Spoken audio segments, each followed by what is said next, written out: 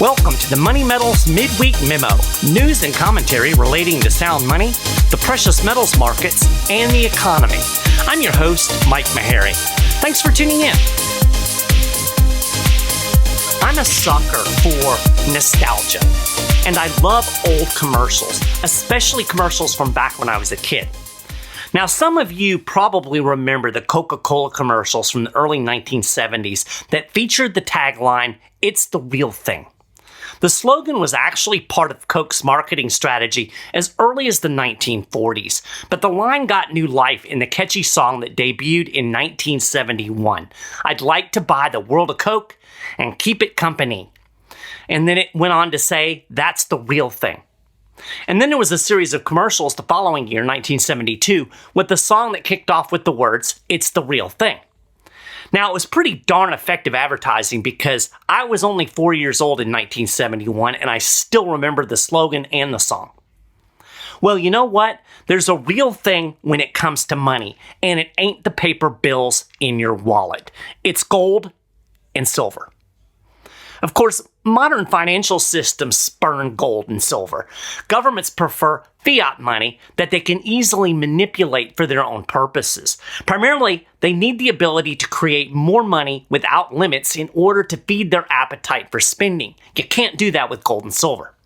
I actually talked last week about how the Fed money printing enables the federal government's excessive borrowing and spending. And I think it's pretty easy to understand that explanation. So if you haven't had a chance, go back and listen to last week's show. And, the Fed has a problem, by the way. Remember how I talked about the fact that government can only issue so many bonds before supply outstrips demand? Well, if you didn't listen to the show last week, you probably don't remember that, but I did have that discussion. So again, check out that show. But when this happens, bond prices will start to fall. It's basic supply and demand. And since bond yields are inversely correlated with the price of bonds, that means interest rates are going up. And that's exactly what's happening now. The U.S. Treasury held two auctions on Monday. It sold 2-year and 5-year notes, and both auctions set records. The Treasury sold $63 billion in 2-year notes and $64 billion in 5-year notes. So that means that the U.S. government added $127 billion to the national debt on Monday. Bloomberg described the demand as middling, despite yields near the highs of the year. So the year on the 2-year started at 4.69%. That was 32.6 basis points higher than the previous auction. And the 5-year, it started at 4.32%, which was up 26.5 basis points from last month. Now, after these auctions, interest rates across the yield curve spiked. The yield on the 10-year rose above 4.3% after that second auction. As Zero Hedge put it, interest rates spiked, quote, with markets realizing just how much supply there is. So this is less than ideal. In simple terms, it means it's getting more expensive for the U.S. government to borrow money. They're oversaturating the market.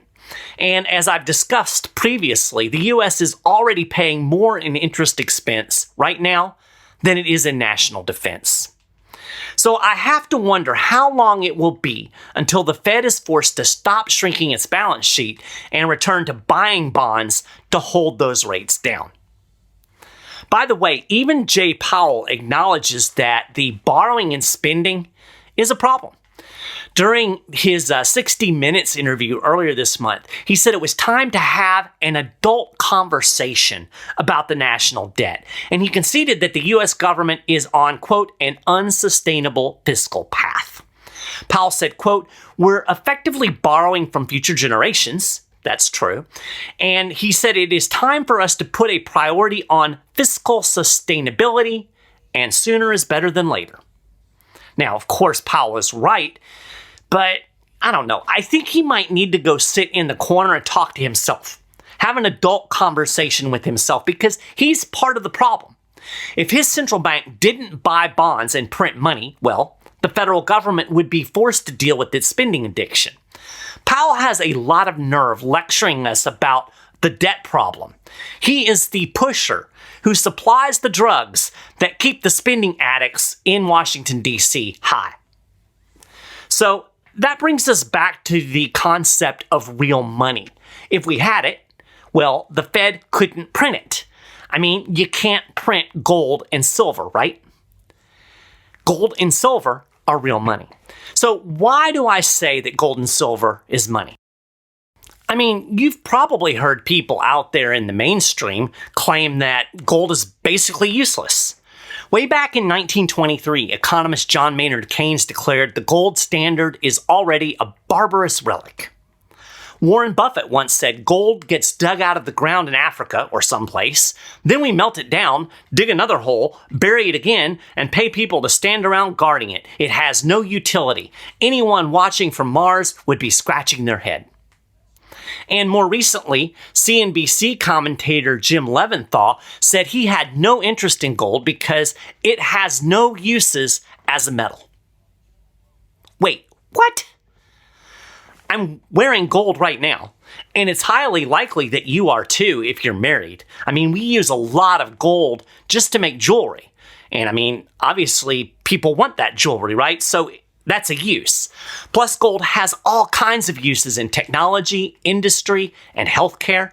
For instance, the new telescope that's out there looking out into the universe, it has gold on its panels. So, or not the panels, but the lens. So, it's just an absurd statement, right? At its core, gold is money, and so is silver, and both have been money for thousands of years. But why? So let's dig into this a little bit. First, let's define what we mean by money. In the simplest terms, money is anything that serves the following three functions. It is a store of value, it is a unit of account, and it's a medium of exchange. Gold and silver do all three, and they do them well. Aristotle, he listed 4 characteristics of sound good money. He said money must be durable, portable, divisible, and have intrinsic value. Gold and silver possess all of these characteristics. You can't destroy either one. I mean, you can change their form, you can melt them down, but you can't get rid of them. You can't destroy gold and silver. You can't make it go away. I mean, I guess unless you follow Buffett's advice and bury it in the ground, but of course it's still there, right? You haven't destroyed it. It is durable. Doesn't rust, doesn't decay. Gold and silver are both portable. If you form gold and silver into coins, you can carry them in your pocket, right? Of course, the fact that you can form them into coins proves that gold and silver are divisible. You can divide it up. You can make it into pretty small amounts. And finally, gold has value because of its many uses. It's not just its trading value on the markets, and that's what we mean by intrinsic value. So gold and silver are perfect for money, which explains why over time it won the battle in the marketplace and became money. Gold and silver are tangible physical resources that are mined from the ground. They don't require government management, they are not subject to decay, and their supply naturally grows as they are mined. In fact, the gold stock grows roughly at the same pace as world population grows and new wealth is created. Its average annual growth rate has been basically 1.2% for the last 529 years. Now, compare that to dollars. The supply of dollars has varied from as low as a growth rate of 1% in 1993 to as high as almost 20% back in 2020. So this causes all kinds of disruptive price volatility because it's not a consistent level of growth. Now, of course, today we don't have gold and silver as money. We have fiat money. Fiat money is basically government-issued currency. It's not backed by anything physical. It's not backed by gold or silver. Instead, it's backed by the good faith and credit of the issuing government, whatever in the heck that means. Basically, it's just backed by our faith in it, right? Or our faith in the government. All modern government currencies at this point are fiat currencies, from yuan to yen to dollars. Although there are actually some reports out there that Zimbabwe, of all places, is talking about backing its currency with gold, which would make it not so much fiat. I'll actually link to an article about that on the show notes page. But fiat currency has no utility in and of itself, right? I mean, what are you going to do with the Federal Reserve note if you're not using it for money? I mean, I guess you can use it for wallpaper or maybe toilet paper, but it only has value because the government says it does and because people accept it. So I already mentioned how fast the money supply grows. Economist Thorsten Pouliot explained it this way, quote, "Fiat currencies are produced by central banks and commercial banks with credit expansion. In fact, central banks in cahoots with commercial banks increase the outstanding money supply by extending loans to firms, private households, and government entities. It amounts to money creation from thin air or, in a way, counterfeiting money." Now again, you can only do this with fiat currency. You can't counterfeit gold. I mean, you can make fake gold, but people are going to figure that out, right? Counterfeit money, when they counterfeit real money, when they just produce all of these dollars out of thin air, it's effectively counterfeiting. It's the same difference, right? And that's why governments love it, because they need to be able to just blow up that supply when there's a quote unquote crisis, like a war or a pandemic. So fiat currency benefits the government, and it actually benefits the government at our expense, because when the government increases the amount of money in circulation, it inevitably leads to price inflation, which is devaluing your purchasing power. We've experienced that in spades over the last, 2 years or so. So, which would you rather have? Gold and silver that fulfill every single characteristic of money, or paper pumped out by governments and central banks? Virtually everybody would answer gold or silver. I mean, at least when you frame it that way, right? So why in the world do we have fiat? Well, because the government has monopolized money, and then it convinced everybody that fiat is fine. It does all kinds of things to make it difficult to have gold or silver. It says gold and silver isn't money. It takes gold and silver out of the monetary system. It prints a bunch of dollars and then convinces people that that's good. The government puts all kinds of barriers in front of sound money, charges taxes on gold and silver. It creates tender laws that favor fiat. And over time, it's just gotten people used to using paper dollars that aren't really money at all. I guess that would be well and good, except for the fact that the fiat system always collapses. Every time through history, fiat has collapsed. Governments cannot resist using the power of the printing press. They want to give you goodies. They want to wage wars. Politicians want to increase their power.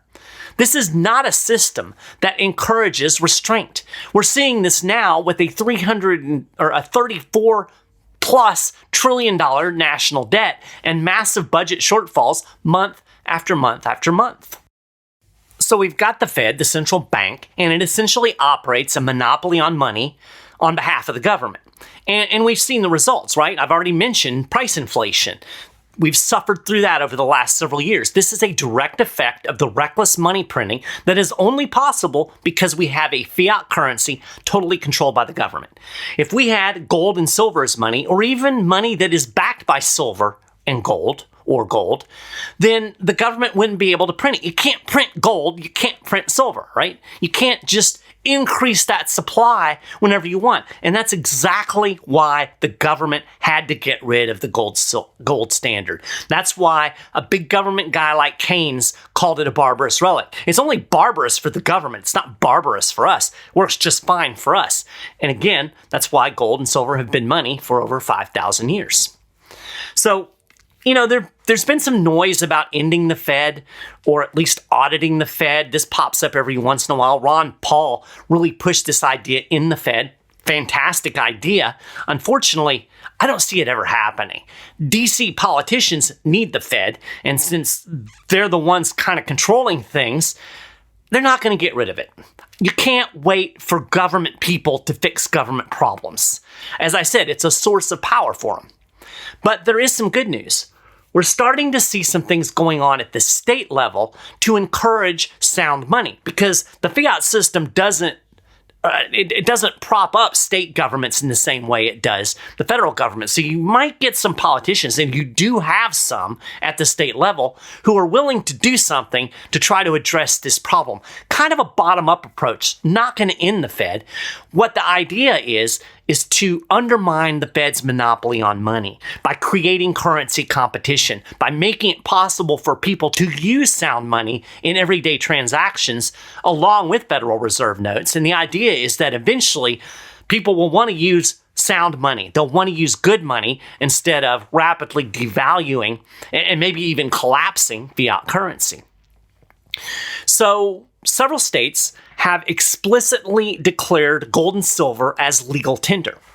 Now, they shouldn't really have to do this. I mean, the United States Constitution states in Article 1, Section 10, quote, "No state shall make anything but gold and silver coin a legal tender in payment of debts." And yet we're using Federal Reserve notes because the government says so, because, the government doesn't have a whole lot of respect for the Constitution. So currently, debts and taxes in pretty much every state are either paid with Federal Reserve notes, dollars, which were authorized as legal tender by Congress against the Constitution, or with coins issued by the U.S. Treasury. Very few of them actually have gold or silver in them. In fact, back in 1964, the government stopped making quarters and dimes out of silver. If you can find a quarter or dime that's dated prior to that time, it's a pretty good deal. Hold on to it because it's worth a lot more than a quarter or a dime.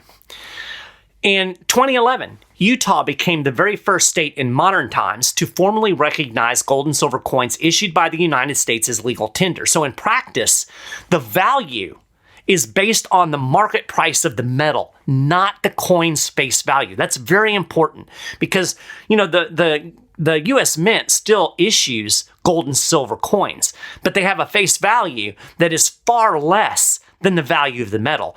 The Utah Tender Act and several other states that have followed suit declare that it is based on the value of the metal. So the impact of this is multi-tiered. Many forms of gold and silver inside Utah are now recognized to be what they were always supposed to be, legal tender under Article 1, Section 10 of the Constitution. The Utah law protects gold and silver's role as money, and it fosters their use. It creates an environment that at least people can do it if they want to, right? It creates a first-hand opportunity for the state's 3 million plus residents to experience the superiority of sound money. And if nothing else, it creates an educational impact because millions of people come into direct contact with sound money over time. And if this happens, the positives of it cannot be overstated. The law has also had a practical effect. It has opened the door for the development of a gold and silver market in the state of Utah. With at least a few legal hurdles cleared away, cleared away by the state. The United States Precious Metals Association, otherwise known as UPMA, in partnership with Alpine Gold Exchange, set up the state's first gold bank. The company also created these things called gold backs. We actually sell them at Money Metals. It's a legal voluntary medium of exchange. These are physical notes made out of physical gold. The company has actually created a process that turns pure gold into a spendable physical form that is suitable for small transactions. So pretty darn cool. And again, you can actually get these at Money Metals. I'll put a link on the show notes where you can check out gold backs. Another way that we can treat gold and silver more like money is by eliminating all taxes on their sale. This expands the market for precious metals and it facilitates their use as sound money. So imagine this. If you asked a grocery clerk, or let's say you went into a bank. You got a $5 bill, and you say to the bank, hey, can you split this into 5 ones? Can you make change for me? And imagine that they charged you a 35-cent tax. That's ridiculous, right? I mean, after all, you're only exchanging one form of money for another. But that's essentially what a sales tax on gold and silver does, right? Sales and capital gains taxes both treat gold and silver as property instead of money. They also raise transaction costs, and that creates a barrier to using gold and silver in everyday transactions. Repealing taxes is a crucial first step toward the use of gold and silver as money. As Sound Money Defense League Policy Director J.P. Cortez testified during a committee hearing on a Wyoming Legal Tender Act back in 2018, charging taxes on money itself is beyond the pale. He said, in effect, states that collect taxes on purchases of precious metals are inherently saying gold and silver are not money at all. By the way, the Sound Money Defense League, that is a go-to for all things sound money. There's a Sound Money in the States report. You can check out what laws are in place in each state that impact gold and silver and sound money. So, great place to go. I will put a link to that on the show notes page. Another way to incentivize sound money is by the creation of bullion depositories that can facilitate electronic transactions using gold and silver.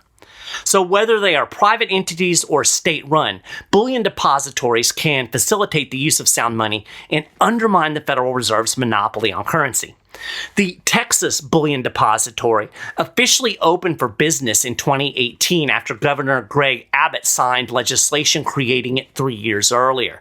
The beauty of a state bullion depository is the fact that it is protected, in a sense, under the Constitution, right? The state can use gold and silver as legal tender based on the Constitution, and when it creates a bullion depository, it's simply facilitating this by making it possible to do it in an electronic form.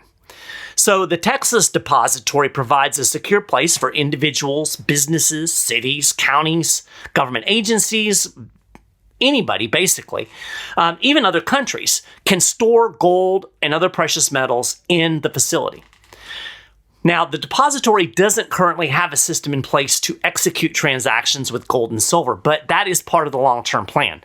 According to an article in the Star Telegram, state officials plan for the facility, quote, with an e-commerce component that also provides for secure physical storage for bullion. So ultimately, the goal is for depositors to be able to use a bullion-funded debit card, basically. It would seamlessly convert gold and silver to fiat currency in the background. Be basically just like sliding your Visa, your MasterCard, or your bank card.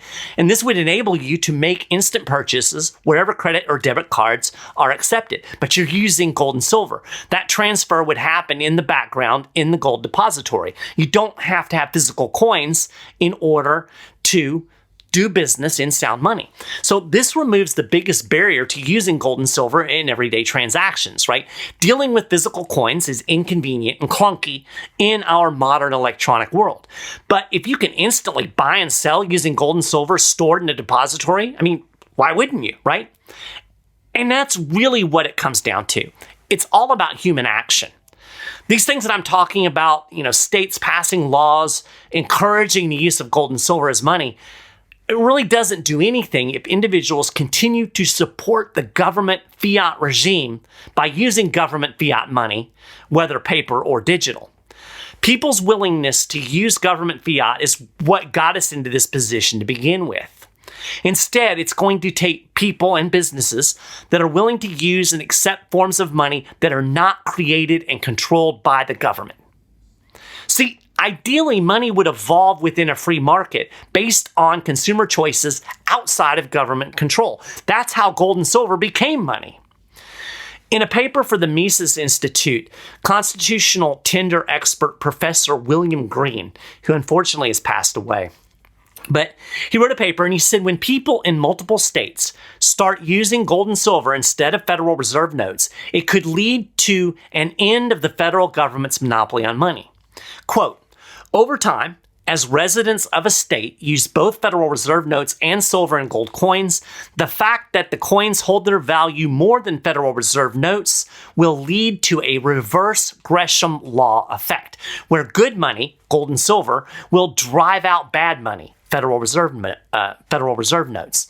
As this happens, a cascade of events can begin to occur, including the flow of real wealth toward the state's treasury, an influx of banking business from outside of the state as people in other states carry out their desire to bank with sound money, and an eventual outcry against the use of Federal Reserve notes for any transactions. Now he's talking about gold coins, silver coins, again, by having bullion depositories that actually facilitate this electronically makes it even more possible.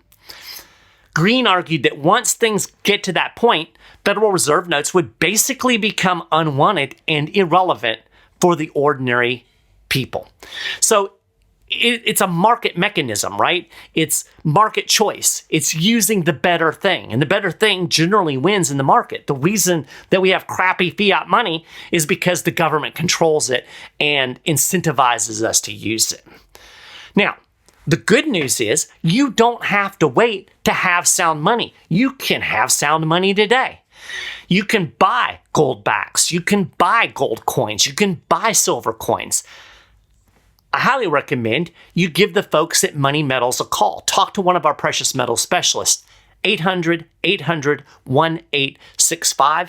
These folks are great. They can help you understand the different products and the advantages and what's going to work best for you. And if you don't feel like talking to somebody, you can chat online or you can just buy at our website, moneymetals.com. So do that today. And with that, we will conclude this week's episode of Money Metals Midweek Memo. You can get more information on the stuff that I've talked about and a lot more over at moneymetals.com/news. And if you want to get the latest news right in your inbox, make sure you sign up on our email list. You can do that over at moneymetals.com. You can subscribe to the Midweek Memo on your favorite podcasting platform. And you can also listen to our Market Wrap podcast that we produce every Friday. It's a brief market wrap, and a lot of times we have really interesting interviews that are included with that. This past week, we got the first part of my interview with Dr. Edwin Vieira, who is a constitutional money expert. He goes even more deeply into a lot of the stuff that I've talked about today, so check that out. Appreciate you listening to the show. I hope you have a great rest of your week, and I will talk to you again next Wednesday.